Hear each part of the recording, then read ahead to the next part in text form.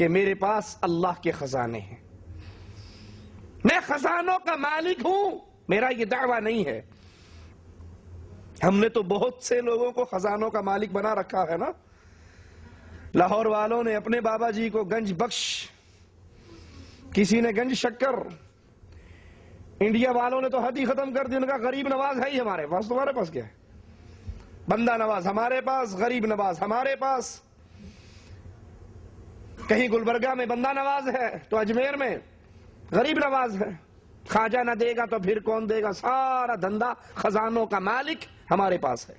اور اللہ عز و جل کائنات کے امام سے کہلوا رہا ہے، قل اے نبی کہہ دیجئے، لا اقول لکم عندی خزائن اللہ، میں یہ دعویٰ نہیں کرتا، میں یہ نہیں کہتا کہ میرے پاس اللہ کے خزانے ہیں۔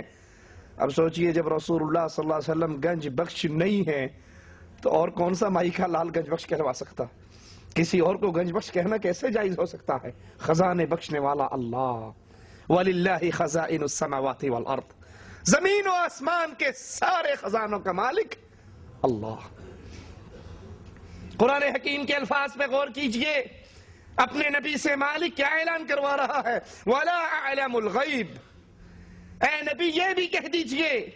کہ میں عالم الغیب نہیں ہوں، میں چھپی بھی بات کو نہیں جانتا، میں غیب دانی کا دعویٰ نہیں کرتا،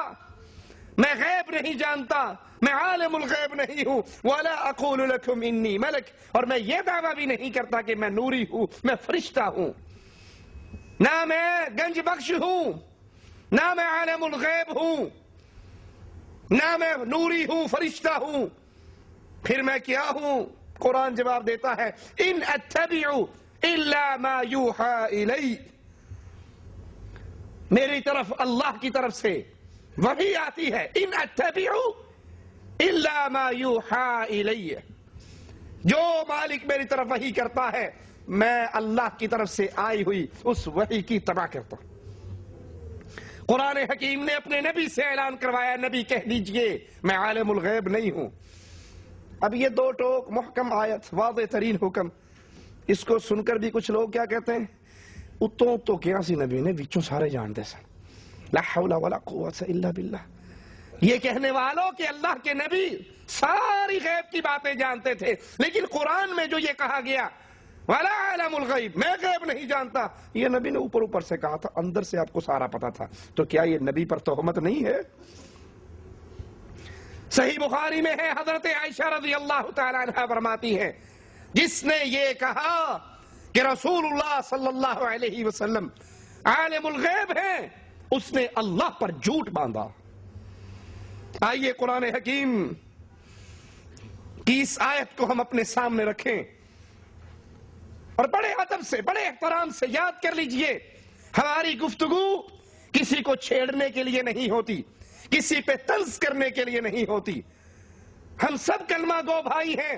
ہماری گفتگو کا مقصد یہ ہے کہ اے مسلمان، اگر تو محمد کریم صلی اللہ علیہ وسلم کے منہج سے ہٹ چکا ہے، ہم تجھے اللہ کا قرآن سناتے ہیں، ہم تجھے اللہ کے نبی کا فرمان سناتے ہیں، اللہ کے لیے اس راستے پر آ جاؤ جو محمد کا راستہ صلی اللہ علیہ وسلم۔ اگر ہم کسی کا ذکر کریں، کسی عالم کا ذکر کریں، کسی کتاب کا حوالہ دے تو مقصد کسی پر طنز کرنا نہیں، کسی کو دکھ پہنچانا نہیں، مقصد یہ ہے کہ اگر کسی سے غلطی ہو گئی وہ رجوع کر لے، اور غلطی سب سے ہو سکتی تھی سوائے محمد سے صلی اللہ علیہ وسلم۔ پیارے نبی کے علاوہ کوئی اور انسانوں میں ایسا رہا ہی نہیں، معصوم عن الخطا صرف محمد الرسول اللہ صلی اللہ علیہ وسلم۔ نہ صحابہ معصوم، نہ تابعین معصوم، نہ ائمہ دین، نہ اولیاء کرام، نہ مشائخ اعظام، معصوم صرف محمد الرسول اللہ صلی اللہ علیہ وسلم۔ کیوں صرف نبی معصوم؟ کیوں کہ اس کی گارنٹی عرش والے نے دی ہے، اور کسی اور کی گارنٹی عرش والے نے اسی لیے ہماری دعوت ہے۔ آئیے رسول اللہ صلی اللہ علیہ وسلم کی باتوں کی طرف۔ تو مولانا الیاس قادری صاحب فرماتے ہیں کہ پیر عبد القادر جیلانی غوث اعظم اور ان کا ایک مرید دونوں جا رہے تھے، جمعہ پڑھنے وہ مرید صاحب پیر صاحب کے ساتھ ہمیشہ ہی جاتے تھے اور لوگوں کا بڑا ہجوم رہتا تھا، لیکن اس جمعے یہ جا رہے اور کوئی شخص بھی پیر صاحب کو سلام نہیں کر رہا، وہ رش وہ ہجوم نہیں تھا۔ اس کے دل میں خیال آیا کہ ہر جمعے تو اتنا دھکم پیل ہوتی تھی، اتنا رش ہوتا تھا، اور آج تو کوئی نظر ہی نہیں آ رہا۔ یہ خیال کہاں آیا؟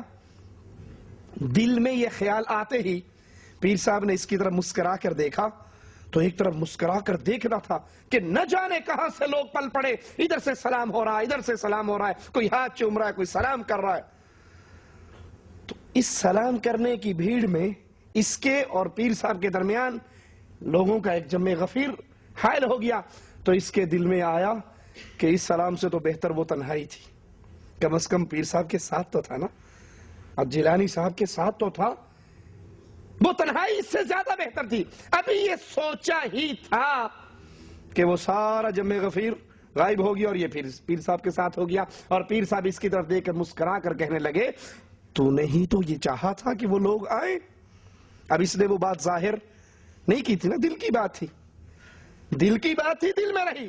لیکن پیر صاحب نے اس کے دل کے پہلے خیال کو بھی اور بعد والے خیال دونوں کو خیالوں کو جان لیا اور کہا، بھائی تو نے ہی تو چاہا تھا کہ لوگ سلام کیوں نہیں کر رہے،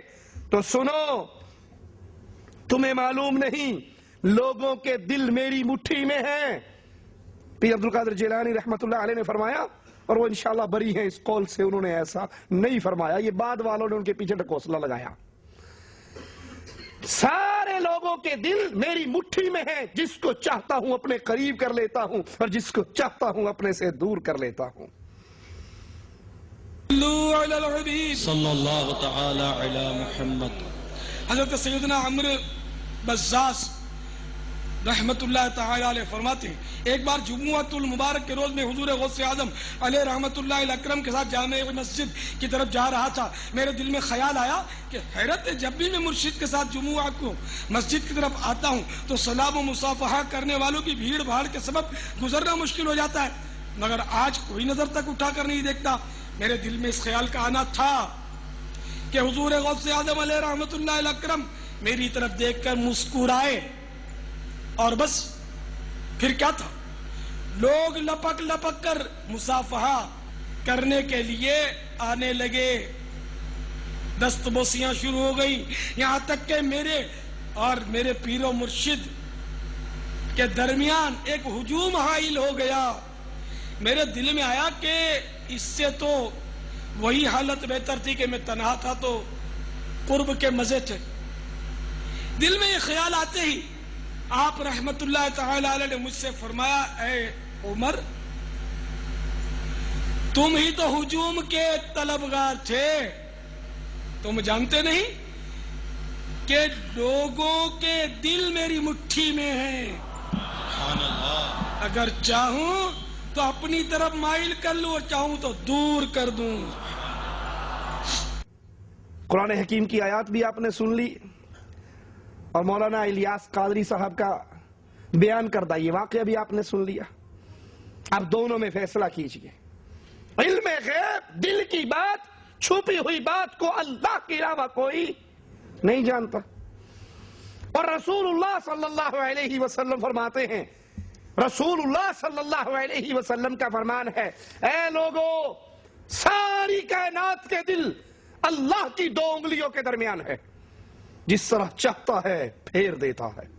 اسی لیے اللہ کے پیارے حبیب علیہ السلام دعا کیا کرتے تھے، یا مقلب القلوب، اے دلوں کے پھیرنے والے، ثبت قلبی علی دینک، میرے دل کو اپنے دین کی طرف ثابت قدم رکھنا اور اسی طرف پھیرے رکھنا۔ یہاں کہا جا رہا نہیں، ہمارے پیر صاحب دلوں کے راز جانتے ہیں، دل میں آنے والی خواہشات کو جانتے ہیں، زبان پہ نہیں آئی، دل میں ایک وسوسہ آیا، پہلا وسوسہ آیا، لوگ کہاں گئے، لوگ فوراً آگے، دوسرا وسوسہ آیا، اتنے لوگ آگے، وہ فوراً غائب ہو گئے، اور پیر صاحب نے کہا، لوگوں کے دل میری مٹھی میں ہے، میں لوگوں کی دلوں کو اپنی مٹھی میں قبضہ کر چکا ہوں، جس کو چاہتا جب چاہوں قریب کر لوں اور جب چاہوں دور کر دوں۔ آئیے اللہ کی کتاب کی اس آیت پہ غور کریں، مالک فرماتا ہے،